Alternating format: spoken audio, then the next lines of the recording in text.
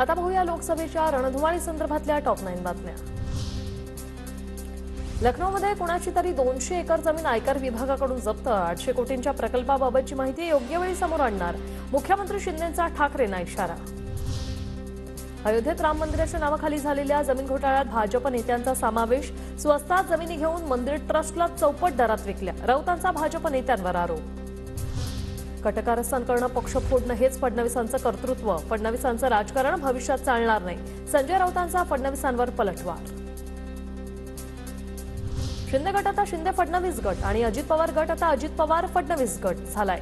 राऊतांची टीका, तर हे संजय राऊत नसून संजय पवार आहेत, चिरजाटांचा पलटवार। महाविकास आघाडी नाही तर महाभकास आघाडी, गळ्यात गळे आणि पायात पाय अशी त्यांची परिस्थिती, मुख्यमंत्री शिंदेंची टीका। ठाकरेंना पदावरून बाजूला करण्यासाठी राऊतांच्या 2 बैठका, राजू वाघमारेंचा राऊतांवर आरोप, तर वाघमारेंनी केलेल्या आरोपांमध्ये तथ्य। राऊतांच्या बैठकीवर योग्य वेळी बोलेन, शिंदेंचा वाघमारेंच्या वक्तव्याला दुजोरा।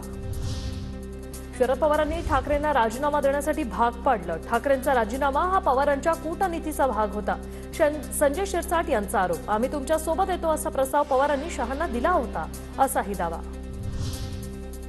शिवरायांच्या गादीचा अपमान कोणी केला? 1 मे रोजी जाहीर करणार, संभाजीराजेंवर कसा दबाव टाकण्यात आला हे मी जाहीर करणार, उदय सामंतांची टीका। उद्धव ठाकरेंनी मोदींबद्दल बोलणं म्हणजे सूर्याकडे पाहून थुंकण्यासारखं, फडणवीसांचा पलटवार। भाजपला मत म्हणजे विनाशाला मत, ठाकरेंच्या टीकेवर फडणवीसांचा हल्लाबोल।